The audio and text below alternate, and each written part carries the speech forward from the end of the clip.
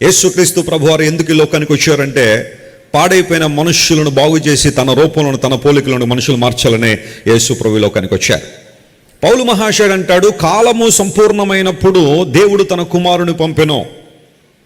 ఆయన స్త్రీ గర్భమున పుట్టి స్త్రీ ద్వారానే లోకానికి వచ్చారు.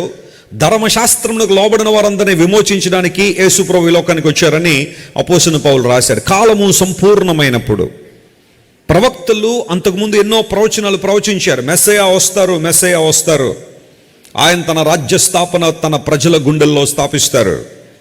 ప్రవక్తలు ఎన్నో ప్రవచనాలు ప్రవచించుకుంటూ వచ్చారు.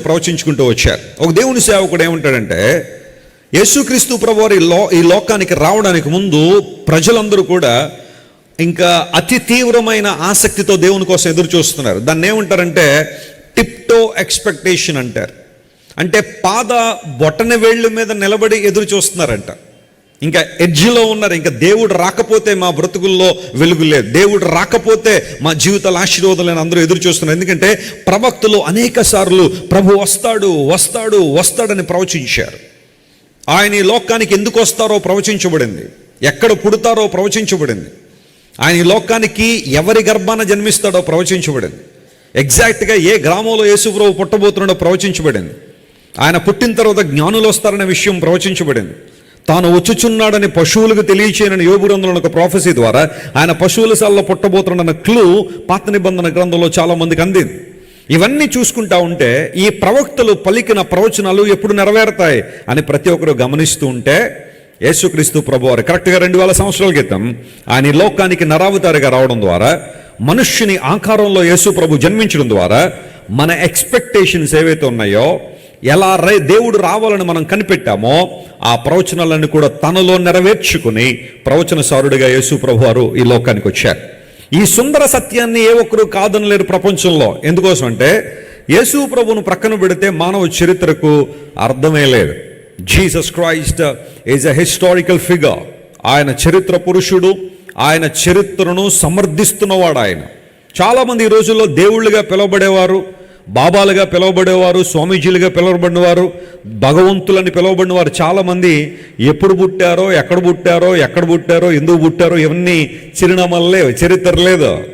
కల్పిత కథలనే చాలామంది గొప్ప గ్రంథాలుగా భావించి సత్యానికి దూరం అయిపోతున్నారు. కానీ యేసుక్రీస్తు ప్రభు చరిత్ర సంబంధికుడు లేదా చరిత్రకు ఆధారమైన వాడని అనేక విషయాలు మనం వింటూనే ఉన్నాం చాలా సందర్భాల్లో. మొదటి 2-3 శతాబ్ద కాలంలో చరిత్రకారులందరూ యేసు ప్రభుకి చరిత్రను వారు ధృవీకరించారు.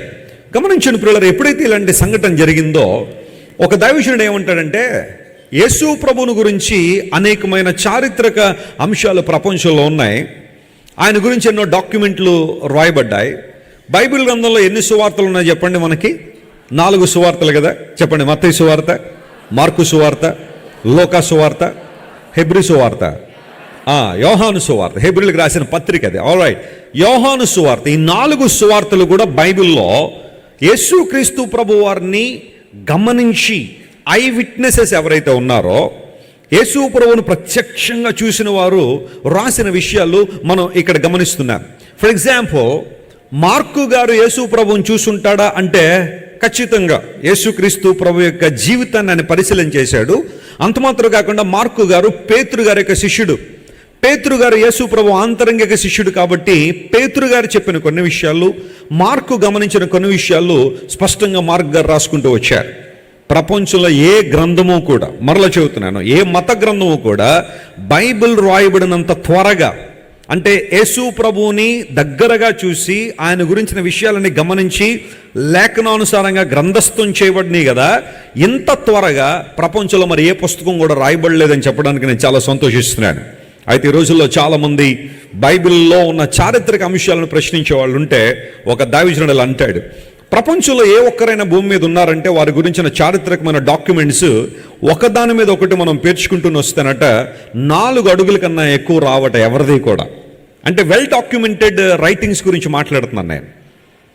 రాయబడిన చరిత్ర ఎవరి గురించి అయినా, you take Alexander, you take Julius Caesar, you take Leonardo da Vinci, you take Mahatma Gandhi, ఎవరినైనా మీరు తీసుకోండి, ప్రపంచంలో సుప్రసిద్ధమైన వ్యక్తులు, వారి గురించి డాక్యుమెంట్ చేయబడిన పత్రాలన్నీ కూడా ఒకదాని మీద ఒకటి పెట్టుకుంటూ వస్తే మ్యాక్సిమం 4 feet.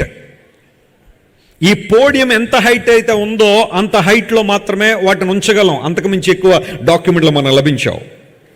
ఓ సుందర సత్యాన్ని చెప్తాను వినండి. యేసు క్రీస్తు ప్రభువారు గురించి రాయబడిన చారిత్రక డాక్యుమెంట్స్ అన్నీ కూడా ఒక దాని మీద ఒకటి అలా పేర్చుకుంటూ వెళ్తానట 2.5 మైళ్ళు వెళ్తుందట ఆ ఎత్తు. దేవుని నామమునకు స్తోత్రం కలుగును గాక. 2.5 మైళ్ళు అంటే దగ్గరగా 4.5 కిలోమీటర్లు యేసు ప్రభు గురించి రాయబడిన డాక్యుమెంట్లు, హిస్టారికల్ రైటింగ్స్ ఇవన్నీ కూడా ఒకదాని మీద ఒకటి పేర్చుకుంటూ వెళ్తే ఆకాశంలో 2.5 మైళ్ళు ఎత్తెళ్ళాలి మనం. మరి యేసు ప్రభు చరిత్రలో లేడని ఎందుకంటారు కొంతమంది? అది కేవలం ఆయన మీద బురద జల్లడమే కానీ మరొక విషయం అయితే కాదు. అలా అని చెప్పి కేవలం యేసు ప్రభు చారిత్రక పురుషుడే అని మాత్రం చెప్పాలన్న ఉద్దేశం కాదు. ఆయన చరిత్రలో ఎందుకున్నారంటే చరిత్రను ప్రభావితం చేయడానికి, ఆయన నిన్ను నన్ను ప్రభావితం చేయడానికి లోకానికి వచ్చారు. దేవదేవుడు, సర్వలోకాన్ని సృష్టించిన దేవుడు యేసుక్రీస్తు ప్రభువారు అదృశ్య దేవుని స్వరూపి అయి ఉన్నాడు అని బైబిల్లో రాయబడి. కొంతమంది ఈ రోజుల్లో యేసు ప్రభు దైవత్వాన్ని ప్రశ్నించే వాళ్ళు ఉన్నారు. యేసు ప్రభు దేవుడు కాదులండి, ఆయన ఒక ప్రవక్త మాత్రమే. ఆయన అందరిలాగా ఒక మహానుభావుడు అండి. విప్లవకర్తలు చాలామంది వచ్చారు, ఆనాటి ప్రభుత్వాల మీద ఎదురు తిరిగారు, స్వాతంత్రం తెచ్చారు, బానిసత్వం నుండి విడుదల చేశారు, స్లావరీని అబాలిష్ చేశారు. వారిలో యేసు ప్రభు కూడా ఒకడే, కానీ ఆయన దేవుని స్థానంలో ఉంచాల్సిన అవసరం లేదని చాలామంది వాదించే వాళ్ళు బయలుదేరారు. అయితే పరిశుద్ధ లేఖనాలు హృదయపూర్వకంగా ఎవరైనా చదివితే, మనస్ఫూర్తిగా దేవుని గ్రంథాన్ని చదివితే, లేఖన భాగాలు మొదటి నుండి చివరి వరకు స్పష్టంగా తెలియజేసిన అంశం ఏంటంటే యేసుక్రీస్తు ప్రభు దేవుడై ఉన్నాడు. హల్లెలూయా. ఏలైనగా మనకు శిశువు పుట్టును, మన కుమారుడు అనుగ్రహించబడి, ఆయన భుజం మీద రాజ్యభారం ఉంటుంది.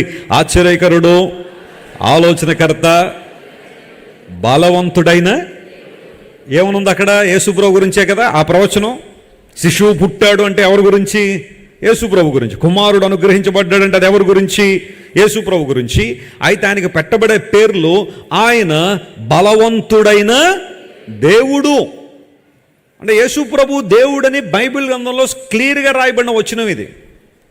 అంత మాత్రం కాదు, ఆయన నిత్యుడగు తండ్రిగా పిలువబడతాడు. Is eternal father. ఇలాంటి అంశాలన్నీ జాగ్రత్తగా పరిశీలన చేస్తే యేసు ప్రభు దేవుడై ఉండి తన్ను తాను రిక్తునిగా చేసుకుని, తన్ను తాను తగ్గించుకుని ఆయన లోకానికి ఒక పశువుల శాలలో, పశువుల తొట్టులో పరుండబెట్టబడి ఉన్నాడు. ఈ హంబుల్ హిమ్సెల్ఫ్, తన్ను తాను తగ్గించుకున్న దేవుడు మనందరినీ హెచ్చించాలని కోరుతున్నాడు ఆయన. క్రిస్మస్ అనగా క్రీస్తు ప్రభువును ఆరాధించడం. ఎందుకు ఆరాధించాలంటే నిన్ను నన్ను హెచ్చించాలని దేవుడి లోకానికి తగ్గించుకుని వచ్చాడు.